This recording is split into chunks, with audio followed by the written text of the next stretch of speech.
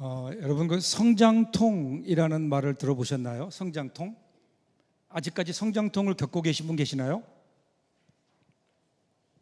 웃으라고 한 얘기인데 굉장히 성장통이라고 하는 것은 성장이 빠른 아이들에게 나타나는 성장기 아이들에게 나타나는 통증이죠. 그 종아리라든가 혹은 정강이, 허벅지 등의 통증을 느끼게 됩니다.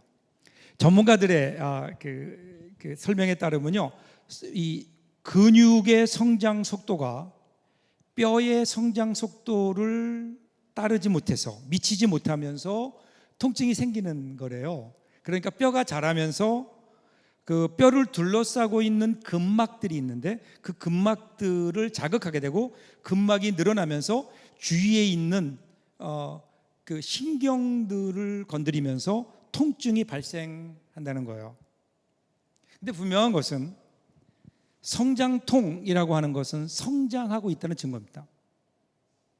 그것이 우리에게는 아프게 다가올 수 있지만 사실은 성장하고 있다는 증거라는 거죠. 근데 우리 몸이 그래요.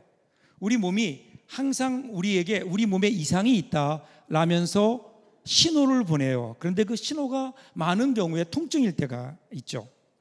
여러분, 우리가요 갑자기 열이 슬슬 오르고 몸이 나른해지고 그리고 뭐 식은땀이 나고 그러면 우리가 뭐라 그러죠?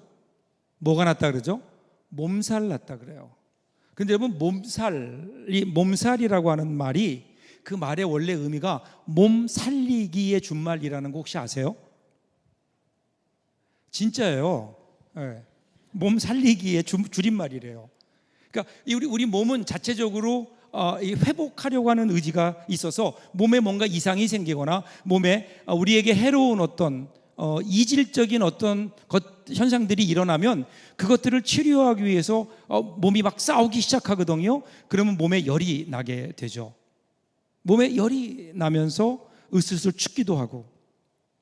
그래서 만일에 우리가 내 몸에 몸살이 났다 그러면 내 몸이 나를 치료하기 시작했구나 라고 생각하고, 몸살 났다고 해서 너무 그렇게 겁먹지 마시고요, 내 몸을 이제 치료하려고 하는구나 라고 생각하면 우리가 몸살을 조금은 더 쉽게 넘어갈 수 있을 겁니다. 그렇죠? 우리 몸이 이렇게 신비해요. 우리 몸이요 언제까지 자라는가? 그러면 그 평균적인 통계가 여성들은 22세, 남자들은 24세가 되면 성장이 멈춘대요. 성장이 멈추면서 성장통도 없어져요. 그러면 우리 몸이 그렇게 다 성장했다고 우리 인생이 거기서 성장이 끝날까요? 아니에요. 그 다음에 뭐가 있을까요? 이제는 정신적인 성장과 인격적인 성숙으로 이어져야 되는 거예요. 그 성장통은 우리의 몸이 다 자라면 그냥 낫지만 그 이후에 되어져 가는 성숙함, 그죠? 그 위에 되어지는 우리의 인격과 우리의 신앙과 우리의 마음이 성장하는 것은 계속해서 이루어지는 거예요. 언제까지요? 우리가 세상 떠날 때까지. 근데 이러한 성숙의 과정에서 우리들이 경험되는 게 있어요. 그게 뭐냐면 아픔일 수 있고 고통일 수 있다는 거예요. 그냥 성장하는 게 아니고요, 그냥 성숙하는 게 아니에요. 거기에는 통증이 항상 동반돼요. 이것을 가리켜서 우리는 성숙통이라고 하는 거예요. 여러분은 얼마나 성숙통을 겪고 계십니까? 우리 몸이 성장하면서 성장통이라는 것이 있듯이 우리의 마음이 커지면서 우리에게는 성숙통이라고 하는 것들이 같이 동반될 수 있다는 거예요. 그런데 여러분, 우리가 성장통이 있다고 해서 성장을 멈춘다면 이건 말이 안 되잖아요. 마찬가지로 우리에게 조금 성숙통이 있다고 해서 내가 내 인생의 성숙을 멈춘다면, 그것을 거부한다면 이거 얼마나 어리석은 일일까요? 그런데 오늘 우리 사회를 보면 많은 사람들이 이 성숙통으로 인해서 성숙을 거부하는, 성숙의 길을 가지 않는 사람들이 점점 늘어나요. 그래서 점점 세월이 가면서 우리의 인격이 넓어지고 우리의 마음이 더 넓어져야 되는데, 더 커져야 되는데, 더 인격이 성숙해져야 되는데, 세월이 갈수록 오히려 더 마음이 작아지는 그러한 사람들을 우리는 많이 보잖아요. 세월이 가면서 무언가 성숙해져야 돼 가는데 성숙이 아니라 노화가 되어버리는 오늘 이 시대의 우리들의 모습을 보면서 다시 한번 나는 오늘 얼마나 이 성숙을 향해 나아가고 있는가. 우리 신앙도 마찬가지 아닐까요? 우리의 신앙이 성숙하기 위해서는요, 우리가 겪어야 될 분명한 성숙을 위한 통증이 있어요. 성숙통이 있어요. 근데 그것 때문에 어느 순간 우리가 우리 신앙의 성숙을 저버린 것이 아닌가, 안주하고 있는 것이 아닌가. 오늘 이러한 질문을 좀 가지고요, 오늘 말씀을 좀 함께 보겠습니다. 오늘 1절 이렇게 시작해요. 여호와여, 우리가 당한 것을 기억하시고 우리가 받은 치욕을 살펴보옵소서. 우리가 지금 예레미야 애가를 읽고 있어요. 예레미야 애가, 멸망한 예루살렘을 보면서 애통해하는 선지자의 탄식이에요. 이거 마지막 5장에 나오는 말씀이에요.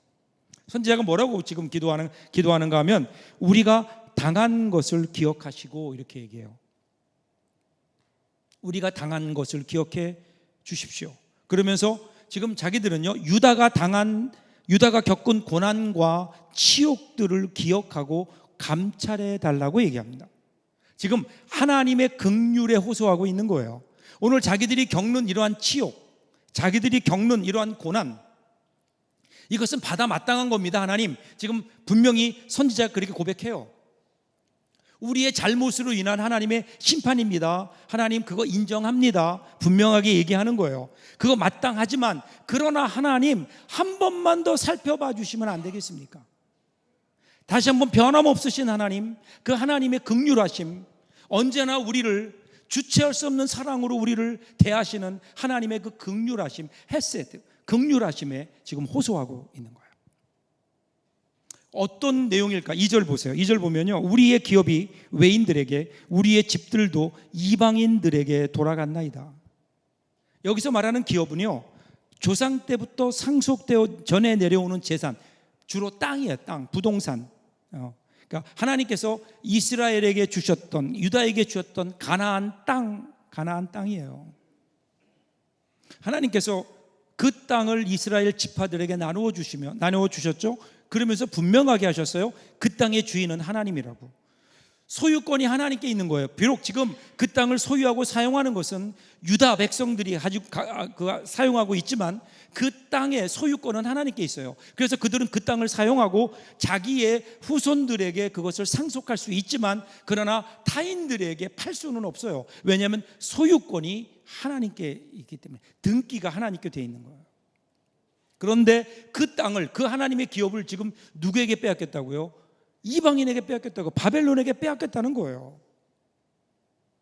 왜 빼앗겼느냐? 그러면 하나님의 힘이 약해서 빼앗긴 것도 아니고 유다가 힘이 약해서 빼앗긴 것도 아니라 하나님이 그렇게 하신 거라는 거예요. 하나님의 심판이에요. 하나님이 뺏으셨어요. 그 신명기 28장 30절을 보면요, 거기에 하나님의 진노의 목록들이 나오는데 그 가운데 이런 말씀이 있어요. 집을 건축하였으나 거기에 거주하지 못할 것이요, 포도원을 심었으나 내가 그 열매를 따지 못할 것이며. 이 심판이 이루어진 거, 하나님의 심판이라는 거예요. 왜요? 그들이 하나님과의 언약을 깨뜨리고 범죄했어요. 그래서 그들은 하나님이 주셨던 약속의 땅을 결국 잃어버렸어요. 그뿐이 아니라 이어지는 3절도 보세요. 우리는 아버지 없는 고아들이 오며 우리의 어머니는 과부들 같으니. 여기 나오는 고아와 과부는 성경에 나오는, 구약 성경에 나오는 사람들 가운데 특별히 기업이 없는 사람들, 그래서 경제 사회적으로 가장 어렵고 소외된 사람들, 경제적인 능력이 없는 사람들, 그 사람들을 가리켜서 고아와 과부 그렇게 얘기해요. 그런데 여러분, 구약을 보면요, 하나님과 이스라엘과의 관계를 비유로 설명하면서 가장 많이 등장하는 두 단어가 있어요. 그 하나가 뭘까요? 하나가 아버지, 또 하나는 남편이에요.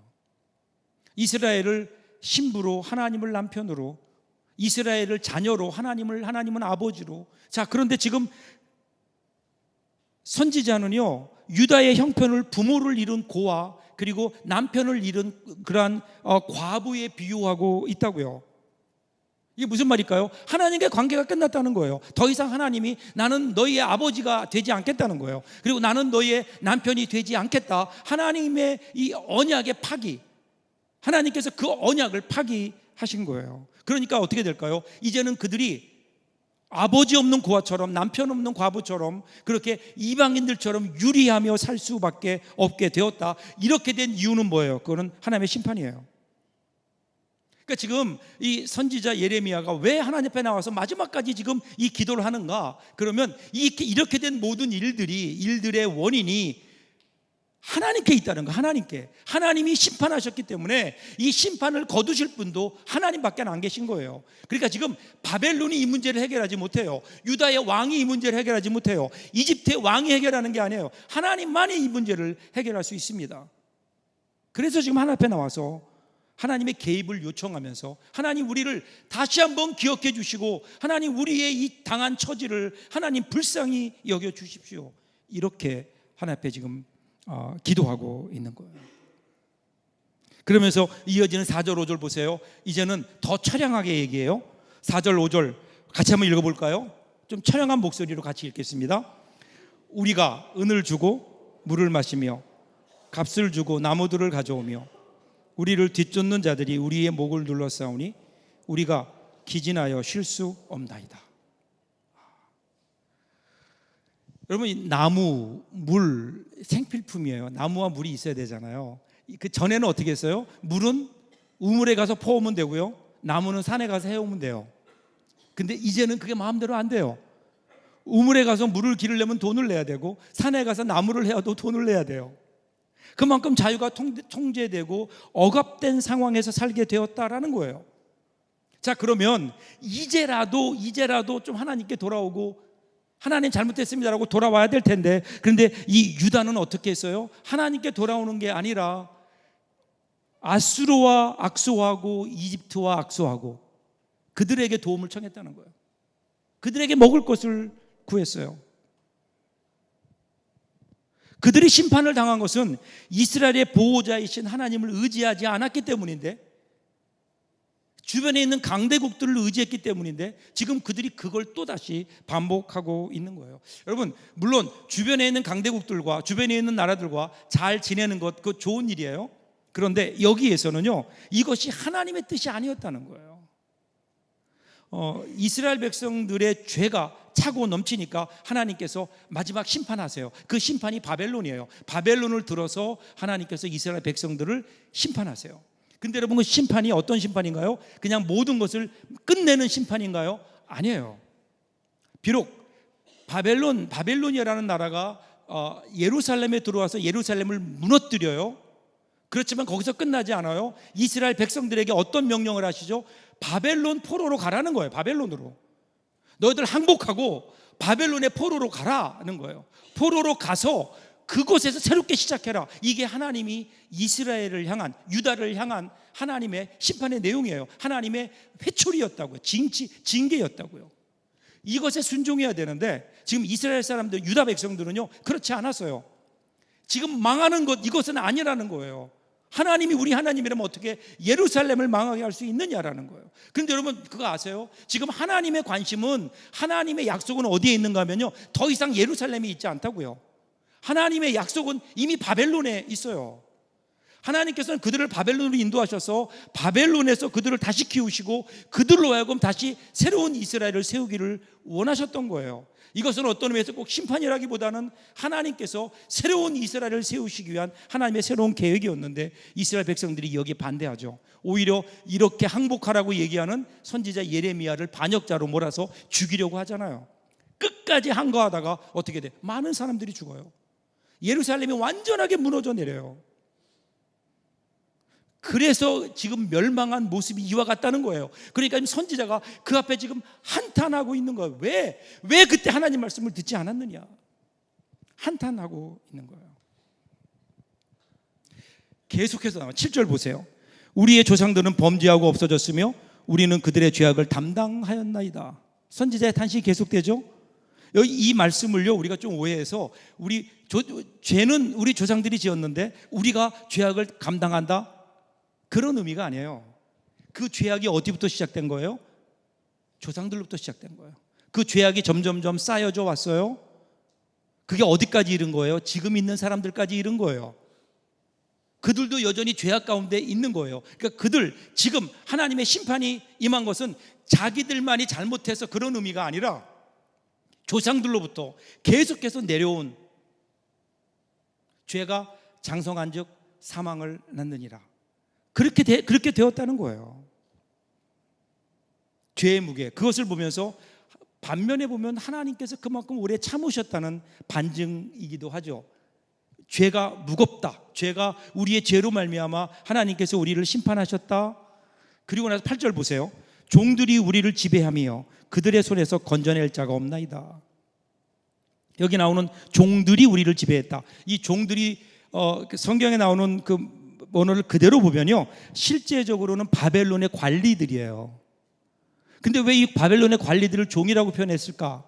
여러 가지 이유가 있겠지만 그 중에 하나가 이런 거 아닐까요? 바벨론이라고 하는 나라는 다민족 국가예요. 한 지역을 점령하면 그 지역에서 쓸모가 있는 사람들을 데려다가 그 지역의 관리로 등용하고 그 인재로 썼다고요.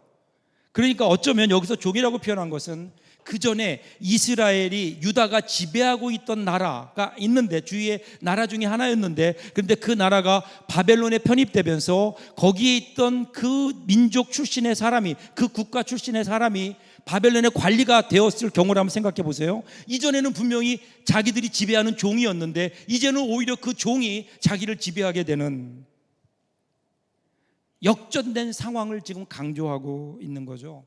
그러면서 도저히 어떻게 해볼 수 없는 절망감 가운데 빠지게 됩니다.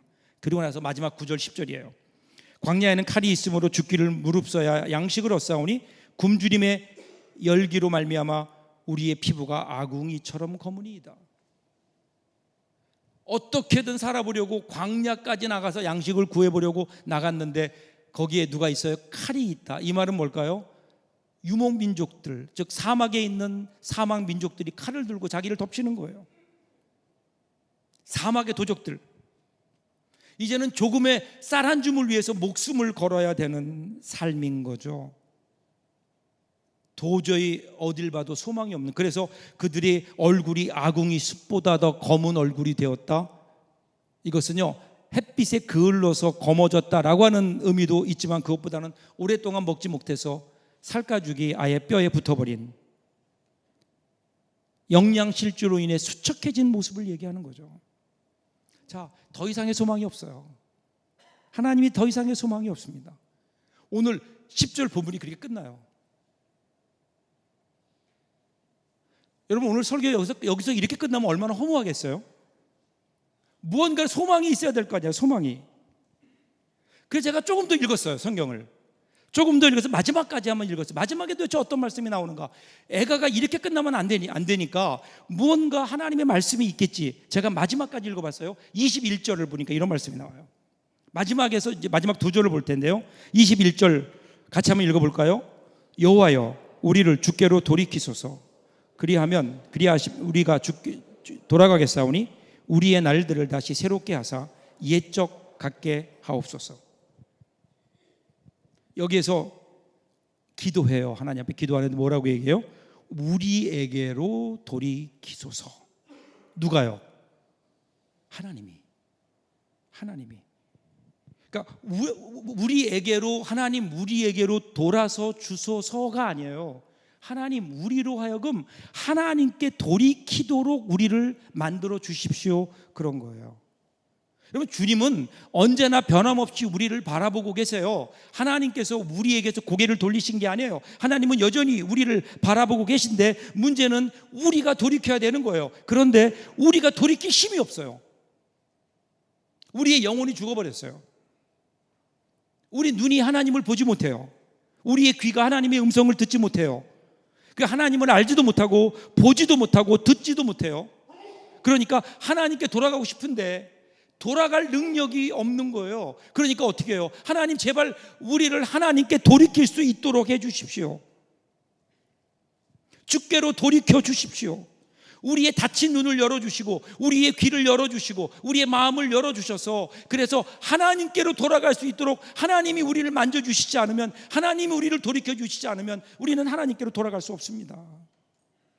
그래야 우리가 하나님께 돌아갈 수 있지 않겠습니까? 그래야 우리의 날들을 새롭게 할 수 있고 옛날처럼 한번 하나님 우리도 살아볼 것 아닙니까? 이것이 선지자의 소망이고 간구였다고요.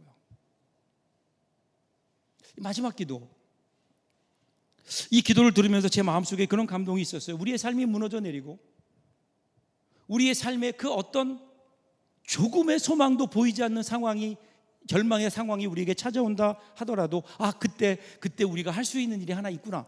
우리 그리스도인들에게 남아있는 일이 하나 있구나. 아니, 그때 꼭 해야 되는 일이 있구나. 그게 뭐예요?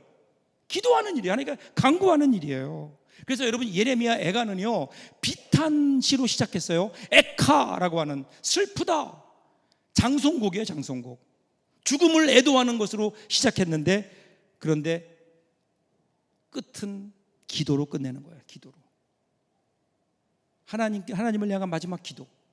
자, 그런데 여기서 끝났으면 얼마나 좋겠어요. 21절로. 그런데 21절로 끝나지 않아요. 우리가 아는 성경 보세요. 예레미야 애가는요 22절까지 이어져요.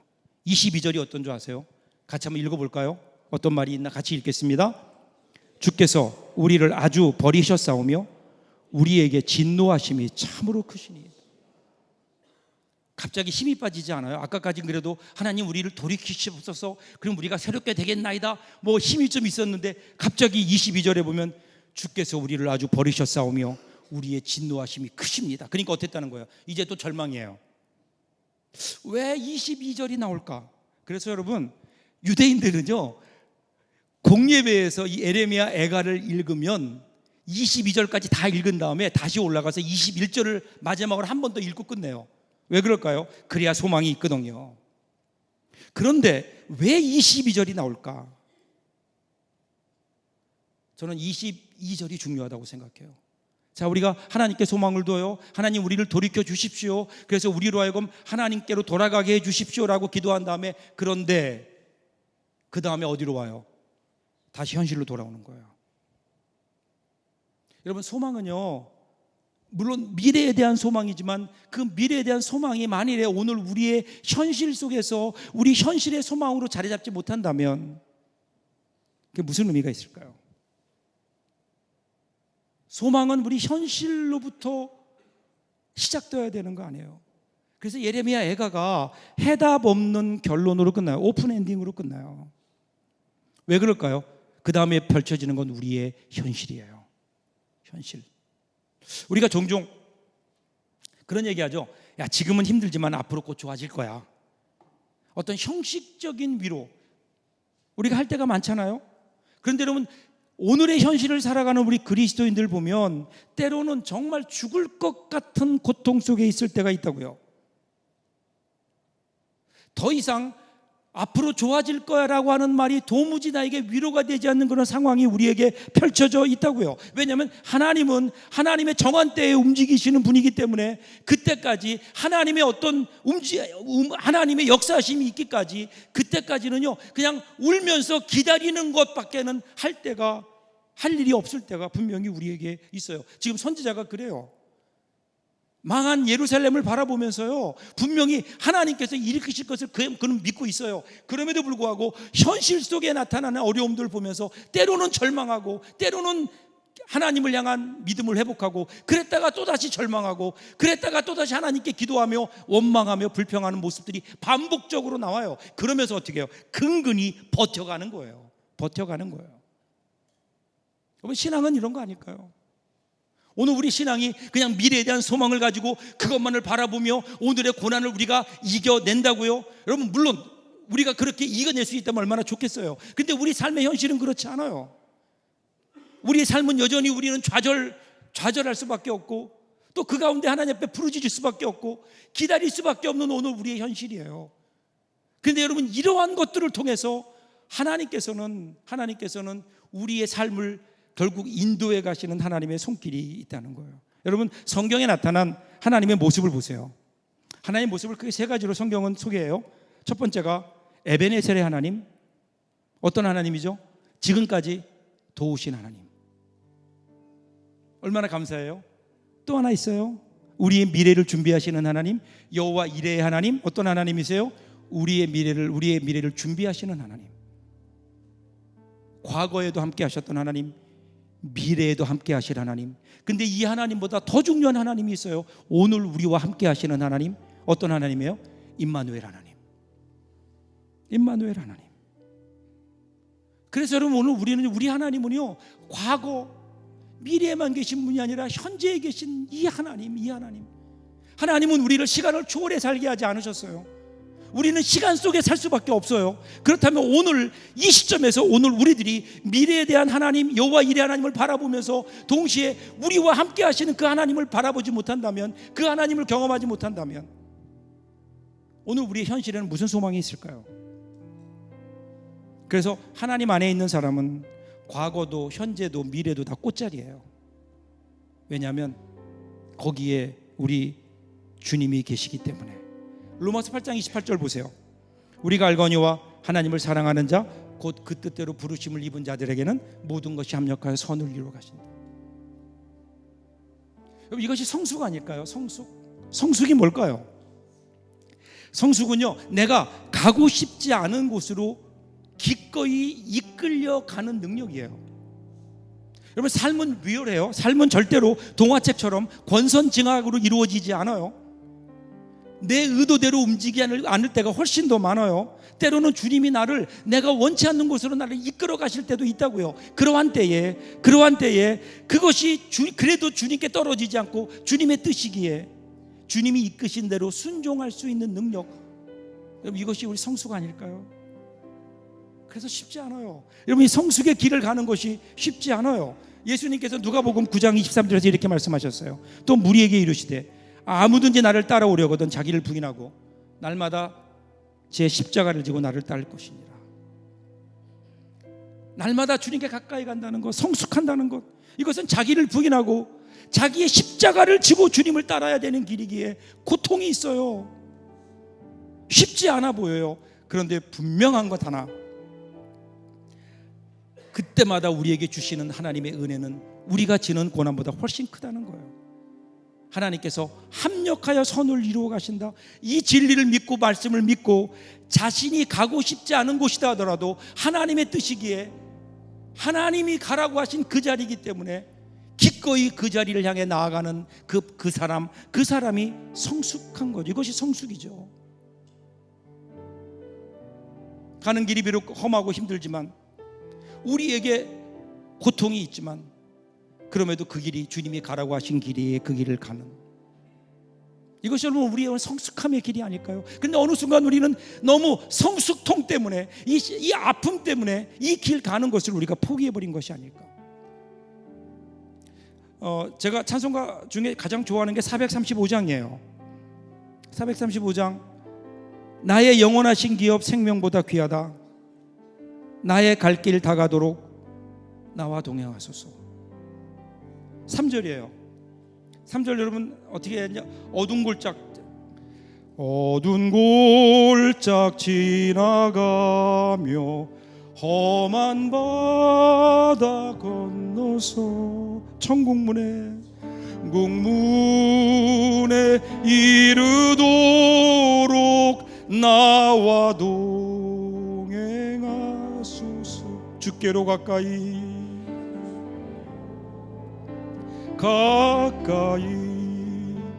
주께로 가오니 나의 갈 길 다가도록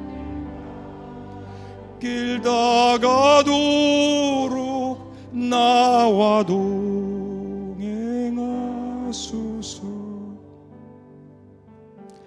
우리가 가는 이 길이 어두운 골짜기일 수 있고요, 험한 바다일 수 있어요.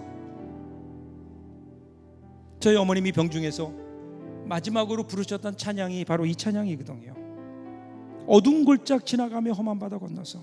그런데 여러분, 그 길이 비록 어렵고 힘들지만 그 길의 끝이 어디예요? 그 끝이 천국문이기에. 여러분, 우리는 이 길을 가는 거 아닐까요? 그 길을 가는 그 길이 비록 어렵더라도 힘들더라도 아프더라도 우리들이 그 성숙의 길을 향해 가야 되는 이유는 그래야 그것이 주님께 가까이 가는 길이기에, 거기에 영원한 천국문이 있기에. 이 길을 가는 사람들이 우리 그리스도인 아닐까요? 사랑하는 여러분, 혹시 포기하셨나요? 이 성숙의 길을 혹시 포기하셨나요? 오늘 우리에게 있는 아픔들 때문에, 힘들다는 이유 때문에 혹시 이 길을 우리가 포기하고 있는 것은 아닐까? 다시 한번 힘을 내서 주께로 가까이 한 걸음 한 걸음 더 나아가는 저와 여러분들 될 수 있기를 주님의 이름으로 축복합니다. 기도하겠습니다.